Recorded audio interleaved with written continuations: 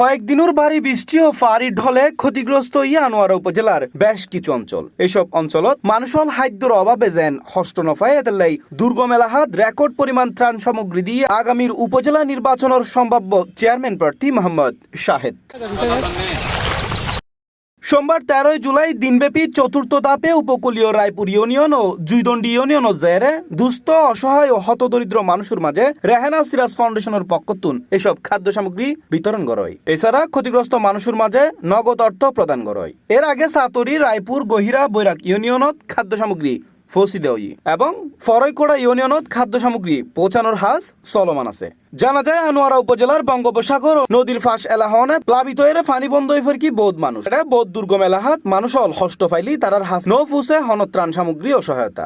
এর মধ্যে এসব এলাকায় মানুষের মাঝে ফসি দই পর্যাপ্ত পরিমাণ খাদ্য সামগ্রী। এই সময় ত্রাণ বিতরণকালে আগামীর সম্ভাব্য চেয়ারম্যান পদপ্রার্থী শাহেদ হয় দফে আর কি আনোয়ারার বিভিন্ন ইউনিয়ন 11 ইউনিয়নের বিভিন্ন জায়গাত মেজি আজিয়ে আর উপহার সামগ্রী পৌঁছায়।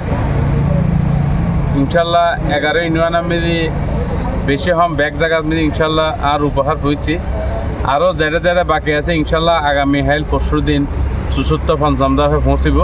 আর এই ব্যাগগিনোর লিস্ট এর প্রতি ইউনিয়নের মেজি যারা ক্ষতিগ্রস্ত এটা ইনশাল্লাহ আর উপহার পৌঁছিবে এবং আর মানুষ আর টিমে হাজ করের আই তারারে ব্যাগগুলোরে এই মনিটরিং করি ইনশাল্লাহ আজি আই নিজেই রায়পুর গহিরা এই রায়পুর জুইদন্ডি আজি আই নিজে যাই।